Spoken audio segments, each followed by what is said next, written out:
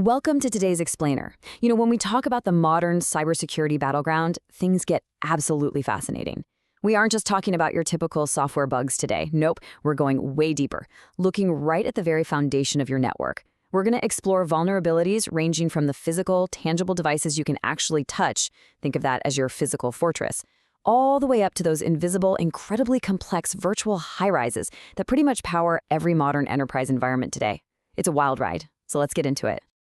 Okay, let's map out our journey real quick. We've got 5 sections to cover today. Section 1 is the hardware foundation. Section 2 is the dangers of aging tech. Section 3 is entering the virtual realm. Section 4 covers virtual machine escapes, and we'll wrap up with Section 5, the resource reuse risk. Let's dive in. Section 1, the hardware foundation. So think of your physical hardware as a standalone fortress, right? If the hardware is the fortress itself, the firmware is basically the foundational blueprint that tells those walls exactly how to stand. Literally, firmware is that specific class of software providing low-level control over a device's hardware functions. It's the absolute core set of instructions. And honestly, this is exactly why it is such a massive target for attackers. If a bad actor manages to exploit a vulnerability here and actually alters or replaces your firmware, yeah, it's game over. They bypass the operating system entirely and gain total, unmitigated control over the entire system. They literally own the blueprint. So, how do we actually lock down that foundational blueprint? Well, it really comes down to 3 non-negotiable mitigations. First up, regular updates to the latest versions. Just like your standard software, firmware needs patching too. Second, you have to validate your firmware signatures. You absolutely must ensure the authenticity of the code running on your hardware. Basically, if it's not cryptographically signed by the vendor, it just shouldn't be running. And finally, you want to leverage hardware-based security features to provide an extra physical layer of protection against any unauthorized alterations. Guys, these aren't just polite suggestions. They are absolutely critical defenses for any tech infrastructure. Section 2, the dangers of aging tech. What happens when our physical fortress starts getting a little old and the bricks literally begin to crumble? Well, we start facing some severe life cycle vulnerabilities. Let's break down the difference between end-of-life and legacy platforms, because they are different. On one hand, we have end-of-life, or EOL. This is when hardware reaches a stage where the manufacturer simply no longer supports it. Basically, you stop getting those essential security patches. But legacy platforms, they take this a step further. Legacy means you are completely past the vendor's last day of software and hardware support. And the scary part is, often these aren't just random, forgotten desktop computers, they're core infrastructure devices, like your main enterprise routers and switches. And this brings us to a really eye-opening quote straight from our source material.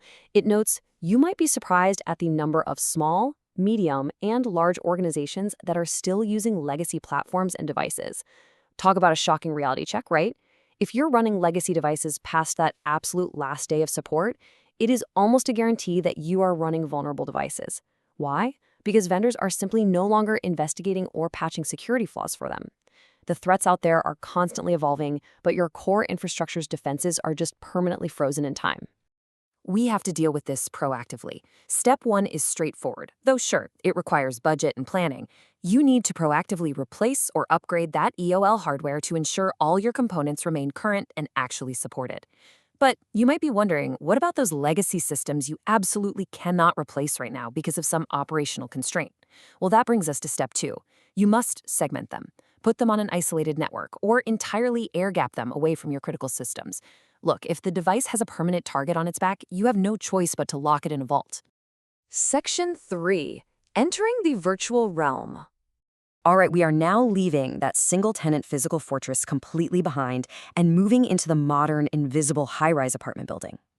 Virtualization is the engine of modern IT, right? It allows the creation of virtual instances of physical hardware to completely optimize resource utilization. Instead of having one giant physical server running just one application, you carve that physical box up into dozens of invisible virtual machines. It maximizes efficiency wonderfully. But here's the catch. By creating these virtual resources, you also introduce entirely new invisible attack vectors that require completely different defense strategies than what we just talked about. Now, what's really interesting to note here is the amazingly stealthy nature of the threats in these virtual environments.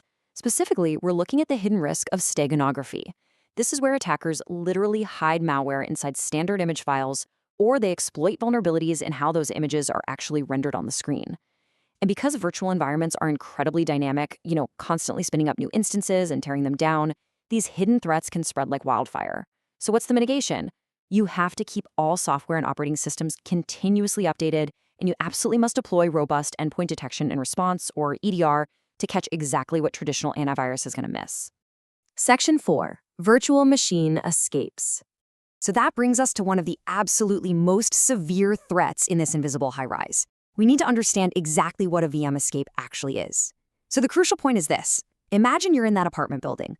A VM escape is essentially a malicious tenant breaking straight through their ceiling, bypassing their apartment walls completely, and breaking into the landlord's master office, which is the host system itself. If an attacker manages to break out of the strict confines of a single virtual machine and accesses the host, it is a catastrophic security concern. Because suddenly, they have the potential to expose, monitor, or even destroy every single other virtual machine sitting on that host. No way around it, it's a nightmare scenario. Keeping those tenants isolated is non-negotiable. Our source highlights the exact strategies you need to prevent these VM escapes. First up is the proper configuration of the virtual environment itself. Absolutely no default settings allowed here, folks. Next, just like with our physical firmware, we need regular, rigorous updates to the virtualization software. Third, you can't just rely on physical network tools. You need security tools that are specifically designed for virtualized systems. And lastly, you have to strictly enforce the principle of least privilege. Give your systems and users only the exact permissions they need to do their jobs, and absolutely nothing more. Section 5. The Resource Reuse Risk. If a VM escape is like breaking into the landlord's office, resource reuse is kind of like the danger of tenants accidentally sharing the exact same mailbox or overhearing sensitive conversations through incredibly thin walls. You see, by its very design, virtualization relies on this reuse. It involves dynamically sharing physical resources, like the underlying RAM memory and CPU processing power, among multiple, totally different virtual instances. Think about it. 1 millisecond, a processor is calculating sensitive payroll data for the HR virtual machine, and literally the next millisecond, it's serving up a public website for the marketing virtual machine. It's incredibly efficient, sure, but it sets up a massive potential for unintended data leakage if it isn't managed perfectly. And that leads us directly to the specific vulnerability known as data remnants. If that shared memory isn't properly scrubbed between uses, one virtual machine might actually be able to read the leftover data from another completely separate virtual machine. Just think about that for a second. Customer data, encryption keys, or admin passwords just left behind in a shared memory space, suddenly accessible to a completely different, potentially compromised virtual environment. That is a scary thought. To ensure those virtual apartment walls remain nice and thick and completely secure, you have to mitigate these resource reuse vulnerabilities aggressively. The foundation here is implementing secure data clearing techniques so that memory is totally wiped clean before it's handed over to the next VM. You also must ensure proper, strict isolation of resources right at the hypervisor level. Couple that with some really careful monitoring for any suspicious behavior within the virtual environment, and of course, strict adherence to virtual resource management best practices. We've covered a ton of ground today, all the way from the crumbling bricks of legacy physical hardware to the invisible data-leaking walls of virtual machines. And honestly, it brings me to a critical question to leave you with today. What ticking time bombs are hiding on your network right now?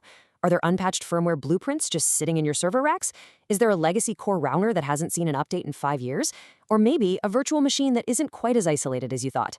Take the concepts from this explainer, go audit your own systems, and make sure you secure both your physical fortress and your virtual high-rise. Thanks so much for joining me, and keep learning.